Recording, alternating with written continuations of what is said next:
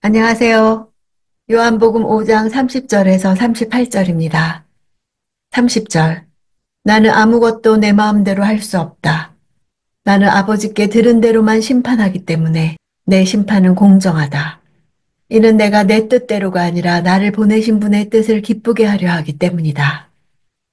예수님 자신과 하나님과의 관계가 어떠한지를 밝히십니다. 예수님은 심판할 정권을 위임받으셨지만 그 일 역시 보내신 이의 뜻이 무엇인지 살핀 후에 그 뜻을 따라 심판하십니다. 스스로 하나님과 동등해지려고 하시지 않을 때 아버지께서는 아들을 사랑해 모든 것을 다 알려주시고 위임하시고 자신이 받는 모든 공경을 똑같이 받게 하십니다. 하지만 아들은 그것을 자신에게 합당한 것으로 여기지 않으시고 기꺼이 아버지를 기쁘게 하려 하십니다. 안식일을 주셨는데 인간이 하나님과 동등해지려는 바람에 스스로 버린 안식을 이제 아들이 죽기까지 순종하심으로 회복하신 것입니다. 31절. 만약 내가 나 자신에 대해 증언한다면 내 증언은 참되지 못하다. 자신이 쓴 자기 추천서나 증거만으로는 법정에서 자신을 고소하는 자들을 맞설 수 없습니다. 미시나에서도 사람이 자신에 대해서 말한다 해도 믿을 가치가 없다고 가르치고 있었습니다. 구약의 율법이나 유대인의 법정에서는 어떤 증거가 효력을 얻으려면 증인이 두세 명 필요했습니다. 예수님은 하나님 아들됨을 증거할 필요도 증거를 받을 필요도 없었습니다. 그러나 영적 무지에 쌓인 사람들을 구원하시기 위해 그들이 깨달을 수 있도록 증거하십니다. 예수님께는 하나님께서 주신 여러 증거들이 있었습니다. 모두 하나님에게서 온 네 가지 증거를 대십니다. 33절. 너희가 요한에게 사람들을 보냈을 때 그가 이 진리에 대해 증언했다. 첫 번째 증인은 세례 요한입니다. 세례 요한은 유대인들에게 존경과 기대를 한 몸에 받았던 사람입니다. 유대인들은 요한의 권세가 하늘로부터 났다는 것을 알았으나 그 사실을 인정하면 세례 요한이 인정한 예수님도 인정해야 했기에 요한의 세례가 하늘로부터냐 사람으로부터냐라고 물으시는 예수님께 대답하지 못했습니다. 처음에 유대인들은 세례 요한이 메시아인 줄 알 정도였습니다. 예수님은 보냈다, 증언했다라는 말을 모두 완료형으로 쓰셔서 세례 요한이 증거한 증거의 영향력이 현재까지 미치고 있다고 하십니다. 비록 요한은 죽고 없지만 그의 말을 기억하고 있지 않냐고 하신 것입니다. 34절. 내가 이 말을 하는 것은 사람의 증언을 받으려는 것이 아니요 다만 너희로 하여금 구원을 얻게 하려는 것이다. 예수께서 자신을 나타내시고자 세례 요한의 증거를 필요로 하신 것은 아니었습니다. 다만 유대인들이 세례 요한을 선지자로 믿고 있었기 때문에 그들로 구원에 참여케 하시려는 목적에서 그의 증거를 소개하시는 것입니다. 35절. 요한은 타오르면서 빛을 내는 등불이었고 너희는 잠시 동안 그 빛 안에서 즐거워했다. 요한은 자신을 태워서 빛이신 예수님을 비추었습니다. 자기 목숨을 바쳐가면서 예수님과 그분이 가져오실 새로운 시대와 하나님 나라를 증거했습니다. 유대인들은 처음에는 하나님께서 400년 만에 긴 침묵을 깨시고 선지자를 보내셨다며 즐거워했습니다.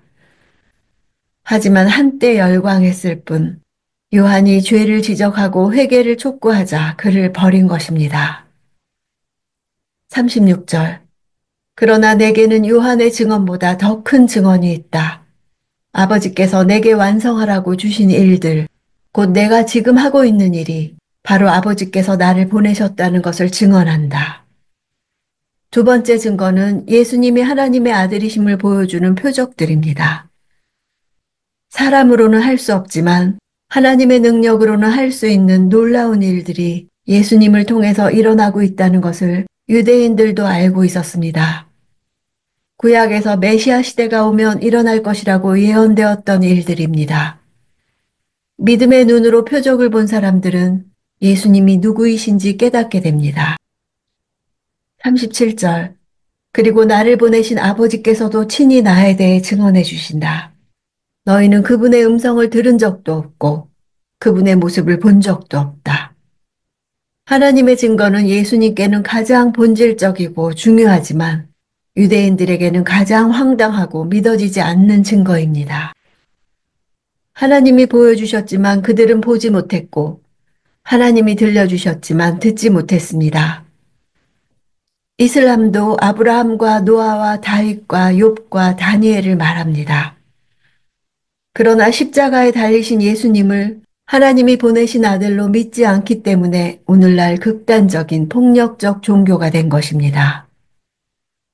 38절. 또한 그분의 말씀이 너희 안에 있지도 않다. 이는 너희가 아버지께서 보내신 이를 믿지 않기 때문이다. 네 번째는 말씀입니다. 구약 성경도 예수를 증거하고 있으나 유대인들이 구약 말씀을 진심으로 존중하지 않으므로 하나님의 말씀을 듣지 못하고 예수를 믿지 않는다고 비난하십니다. 그들이 비록 성경은 연구하지만 성경의 증언을 받지 않습니다. 그 이유는 예수님을 믿지 않기 때문입니다. 예수님을 통해서 주시는 하나님의 말씀을 믿지 않으면 아무 진리도 믿을 수 없는 사람인 것입니다. 예수님을 말하지 않고 하나님을 제대로 말하기란 불가능합니다.